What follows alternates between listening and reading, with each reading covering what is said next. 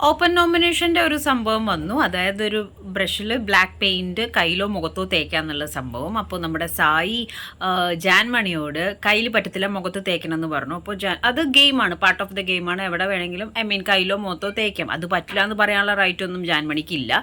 Okay, പക്ഷേ ഇവിടെ സംഭവിച്ചത് എന്താണെന്ന് വെച്ച് കഴിഞ്ഞാൽ it's A kind of like threatening എന്തോ പോലെ. ഇത് അങ്ങനെ ചെയ്താൽ ഞാൻ ലീവ് ചെയ്യും, ക്വിറ്റ് ചെയ്യും എന്നുള്ള രീതിയിൽ ബിഗ് ബോസിന് പറയായിരുന്നു. ഓക്കെ, ആ ഒരു പവർ അവിടെ യൂസ് ചെയ്യായിരുന്നു. ഓക്കെ ജാൻമണി, ഒരു 50 lakhs വെച്ചിട്ട് പോയിക്കോളൂ, you can leave, but before that ഒരു 50,000 വെച്ചിട്ട് പോയിക്കോളൂ, അല്ലെങ്കിൽ ഒരു 20,000, നോട്ട് 50,000, 50 lakhs വെച്ചിട്ട് പോയിക്കോളൂ എന്നുള്ള രീതിയിൽ പറയാമായിരുന്നു. പക്ഷെ അത് അവിടെ സൈലൻ്റ് ആയി. മേ ബി നമ്മുടെ പ്രാക്ക് ജാനു പ്രശ്നമാക്കിയാലോ അല്ലെങ്കിൽ മൊത്തം സെറ്റ് തന്നെ കരിഞ്ഞ് ഉടഞ്ഞ് ബിഗ് ബോസിനുണ്ടല്ലോ കുടുംബമൊക്കെ നശിപ്പിച്ചാലോ എന്ന് വിചാരിച്ചിട്ടായിരിക്കും അവിടെ സൈലൻ്റ് ആയത്.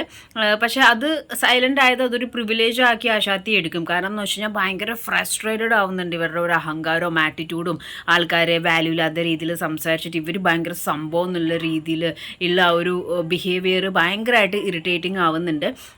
മേ ബി സായിക്കും ഒരു പ്രാക്ക് കിട്ടാൻ ചാൻസ് ഉണ്ട്.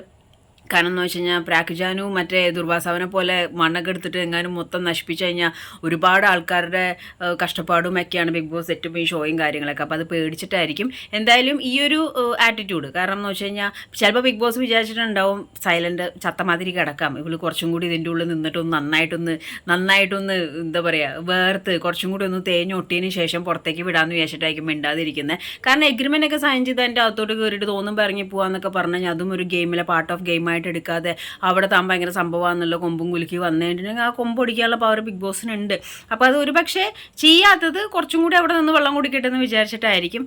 അങ്ങനെ വിചാരിക്കാനാണ് എനിക്കും താല്പര്യം. കാരണം ഞാനും ഒരു എക്സ് കണ്ടസ്റ്റൻ്റ് ആണ്. അപ്പോൾ അങ്ങനെ ഒരു ബിഗ് ബോസ് സൈലൻ്റ് ആവുന്നുണ്ടെങ്കിൽ കുതിച്ച് ചാടാനുള്ള ഒരു അടുത്ത ഒരു നീക്കത്തിനായിരിക്കും എന്നാണ് എൻ്റെ വിശ്വാസം. എന്നെ രക്ഷിക്കട്ടെ അല്ലേ. അപ്പോൾ എന്തായാലും ജാൻമണി ലൈക്ക് ഒരു ഒരു അഹങ്കാര പാത്രമാണ് സത്യം പറഞ്ഞിട്ടുണ്ടെങ്കിൽ. പ്രാക്കേശ്വരി.